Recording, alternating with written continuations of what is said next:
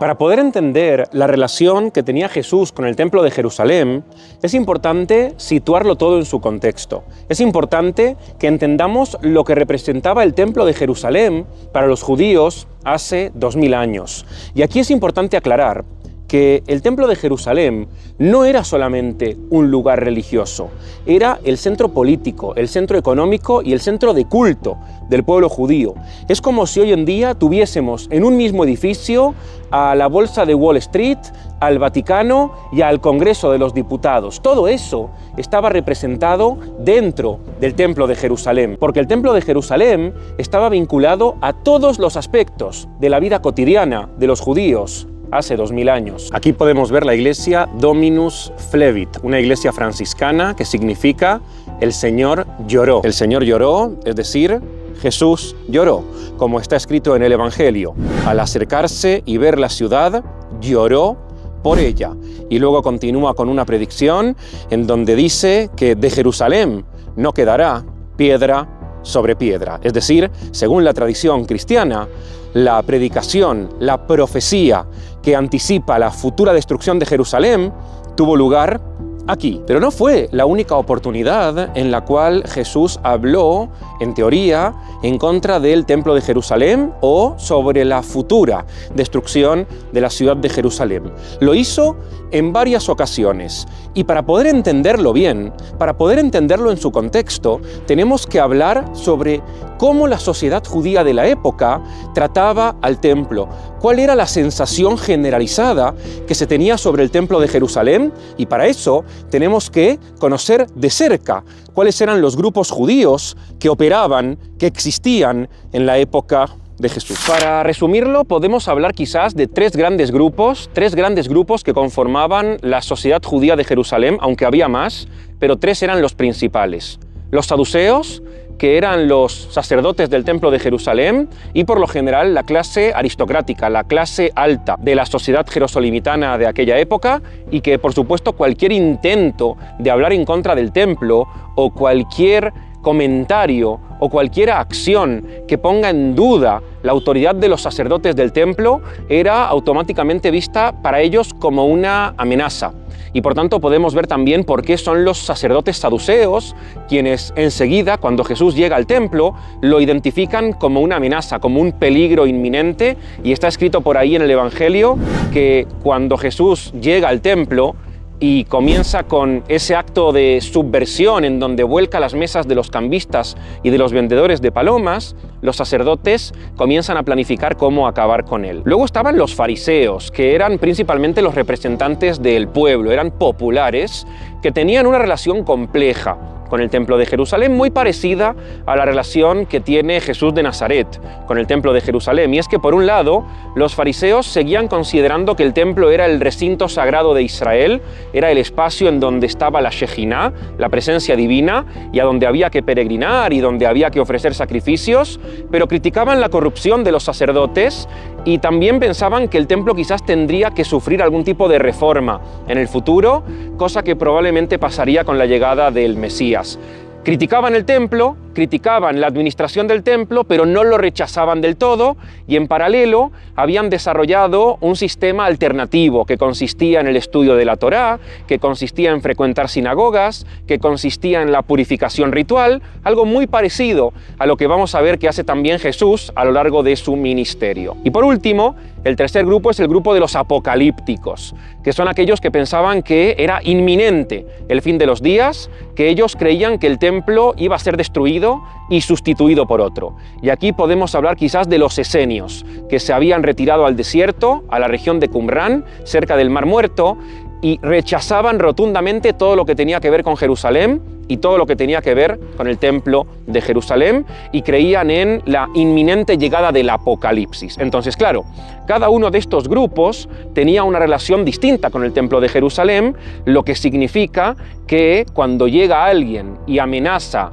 con destruir el templo, cuando llega alguien y critica al templo, cuando llega alguien y profetiza que algo va a pasar con el templo o realiza acciones que pueden ser interpretadas como contrarias al templo, cada uno de estos grupos va a reaccionar de manera diferente. Y hay que entender todo esto para poder situar bien y de forma correcta las enseñanzas de Jesús, las palabras de Jesús y las acciones de Jesús sobre todo lo que tiene que ver con Jerusalén y con el templo de Jerusalén.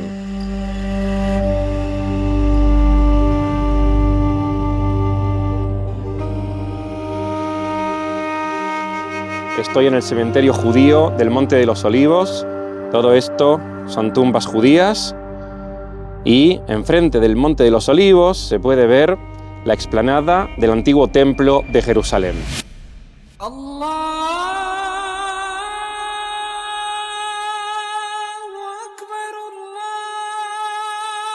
Y aquí estoy de nuevo, subiendo al monte del templo. Y subir al monte del templo siempre es una aventura, porque hay que pasar por un estricto control de seguridad, hay que caminar por este puente construido así de forma un poco improvisada, un puente de madera, y una vez adentro estamos bajo la administración no del Estado de Israel, sino del Waqf de Jordania.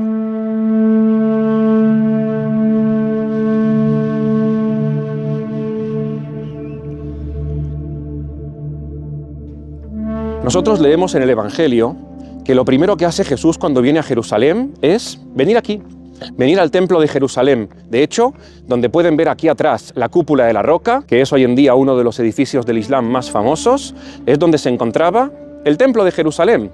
Y por tanto, Jesús, que es un peregrino judío, lo primero que hace es venir aquí, al templo de Jerusalén.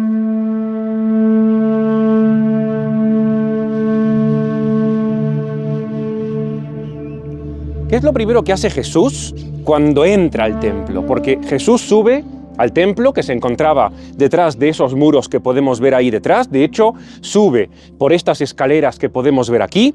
Son las escaleras originales por las cuales sube Jesús al templo mientras Él está predicando aquí en Jerusalén. Y lo primero que nosotros leemos es que da vuelta las mesas de los cambistas y las mesas de los vendedores de palomas. ¿Esto qué significa? Y estoy ahora subiendo por las escaleras, las mismas escaleras que utilizó Jesús hace 2000 años para subir al templo de Jerusalén. Es evidente que Jesús está aquí causando una conmoción muy grande. Es evidente que Jesús aquí está generando una especie de acción subversiva y es evidente que los que lo ven, lo interpretan como una acción subversiva. Pero ese no es el único pasaje en donde podemos ver a Jesús actuando o haciendo declaraciones que tienen el potencial de generar un enfrentamiento con la institución del Templo de Jerusalén.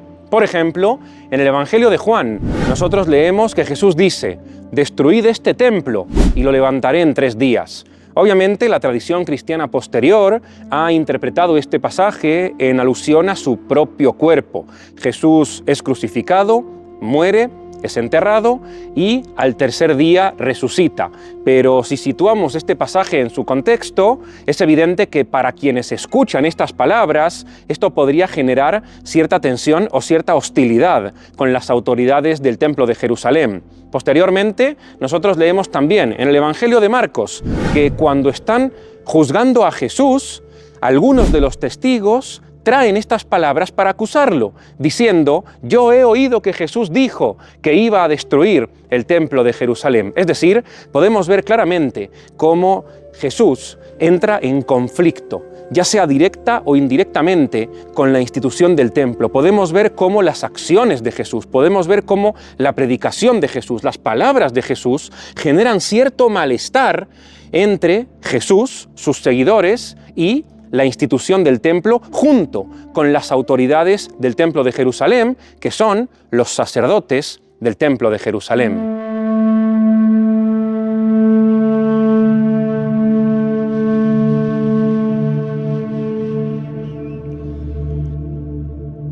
Estas puertas que podemos ver aquí, 3 en total, eran las puertas por las cuales hace 2000 años entraban los peregrinos al templo de Jerusalén. Ahora estas puertas están, como podemos ver, selladas, pero por aquí pasaban ellos cuando peregrinaban al templo de Jerusalén. Y por supuesto que uno de ellos era Jesús de Nazaret, Rabí Yeshua bar Yosef. Ahora, él, cuando llega al templo de Jerusalén, y dijimos que provoca esta conmoción, provoca este altercado, también dice una frase: esta casa es casa de oración, pero ustedes la han convertido en una cueva de ladrones. Aquí Jesús se está equiparando a los profetas, a Isaías, casa de oración, a Jeremías, cueva de ladrones, y por tanto se está colocando en la misma línea de sucesión, se está colocando al lado de la misma tradición profética, de la misma tradición de enviados de Dios que critican la corrupción del pueblo de Israel. La relación de Jesús con el templo de Jerusalén es compleja, porque por un lado critica a las autoridades, por un lado critica el sistema sacerdotal corrupto, critica el funcionamiento del templo de Jerusalén, pero por otro lado lo sigue considerando parte del espacio sagrado de Israel. Y de hecho va al templo, predica en el templo, peregrina al templo, y sus discípulos, cuando él muere, lo siguen haciendo, siguen acudiendo al templo de Jerusalén. Y por tanto podemos ver cómo la relación entre Jesús y el templo de Jerusalén es una relación compleja. Hoy en día diríamos, quizás, que es una especie de relación de amor y odio entre Jesús y el templo de Jerusalén. Esto que podemos ver aquí son los restos de un baño ritual, lo que en hebreo se llama mikve, que es donde se purificaban los judíos hace 2000 años antes de entrar al templo de Jerusalén. Y de hecho es muy probable que tanto Jesús como sus discípulos, antes de subir al templo de Jerusalén, hayan pasado por algunos de estos baños rituales. ¿Para qué? Para purificarse antes de entrar al lugar más sagrado del pueblo de Israel, que es el recinto del templo de Jerusalén. ¿Y eso por qué? Porque a la hora de la verdad, a pesar de que tanto Jesús como sus discípulos fueron muy polémicos, criticando la corrupción interna, sacerdotal, saducea del templo de Jerusalén, a la hora de la verdad nunca abandonaron las tradiciones judías. A la hora de la verdad siempre pusieron en práctica las tradiciones judías y los mandamientos judíos, y a la hora de la verdad seguían considerando el templo de Jerusalén como el recinto más sagrado del pueblo de Israel.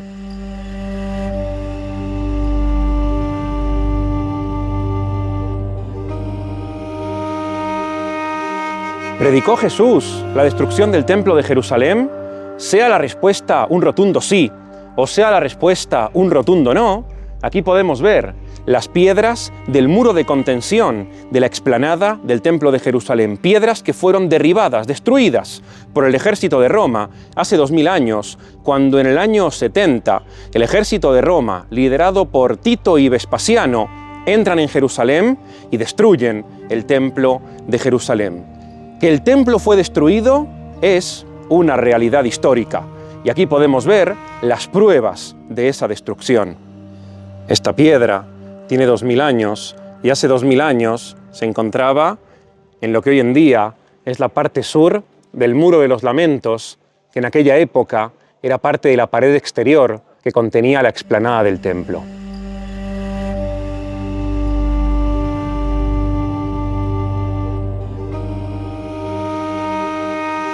Este lugar, el Monte de los Olivos, es un lugar perfecto vinculado a la escatología del judaísmo, es decir, a la creencia de lo que va a suceder en el final de los tiempos, para poder hablar precisamente de ese periodo histórico, un periodo muy apocalíptico. La tradición judía considera que cuando llegue el Mesías y se produzca la resurrección de los muertos que están enterrados aquí son los primeros muertos que van a resucitar. Y esta idea de que en algún momento va a llegar el Mesías y de que el mundo de una forma u otra va a cambiar, de que lo que conocemos va a dejar de existir y va a dar paso a otra cosa diferente, claramente algo mejor, una época de paz, una época de prosperidad. Esa idea que existe hoy en día dentro del judaísmo y por extensión también dentro del cristianismo, es una idea que tiene miles de años. Y en la época de Jesús ya existía y había muchas maneras de entender cómo iba a suceder el final de los tiempos.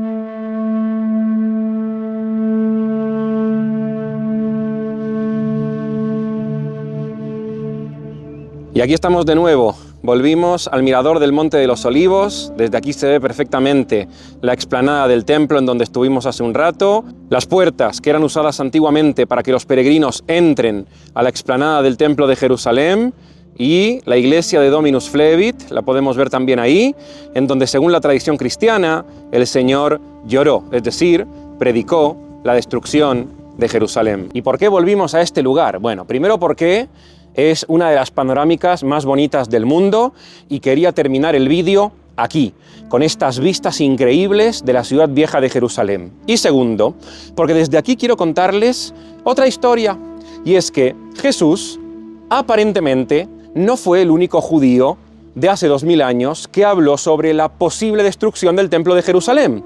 Según la literatura talmúdica, uno de los rabinos más importantes de esa generación, llamado Rabí Yohanan ben Zakkai, también 40 años antes de la destrucción del templo de Jerusalén, dijo que el templo de Jerusalén iba a ser destruido. Y esta historia la recoge el Talmud, es decir, dentro de la literatura rabínica también podemos encontrar con que más o menos en la misma época en la que Jesús está predicando y por tanto profetizando quizás la futura destrucción de Jerusalén, en la misma ciudad, en Jerusalén, uno de los rabinos más importantes del judaísmo también hizo exactamente lo mismo. Profetizó o adelantó la futura destrucción de la ciudad de Jerusalén junto con el templo de Jerusalén. Es decir, cuando Jesús habla sobre la futura destrucción de Jerusalén, cuando Jesús, según el Evangelio, profetiza la futura destrucción de Jerusalén, quizás simplemente está analizando políticamente, o como diríamos hoy en día, geopolíticamente la situación. Quizás está siendo 100% consciente de cuál es la realidad que lo rodea y se está involucrando con el futuro de la sociedad judía, con el futuro del pueblo judío y está lanzando una advertencia. Entonces, volvemos a la pregunta. ¿Profetizó Jesús la destrucción del templo de Jerusalén? Por supuesto que hay quienes van a decir que sí, de forma rotunda, lo dice el texto. Y hay algunos que van a decir que no, que puede ser que esos textos se hayan puesto por escrito después de la destrucción del templo de Jerusalén y por tanto no estaríamos hablando de una profecía, sino de algo que reflejaba la realidad de los escritores del Evangelio de finales del siglo I o principios del siglo II. Entonces yo sé que si han llegado hasta aquí, están esperando ansiosos que yo les dé mi opinión y que les ofrezca una respuesta. ¿Profetizó Jesús la destrucción del templo de Jerusalén?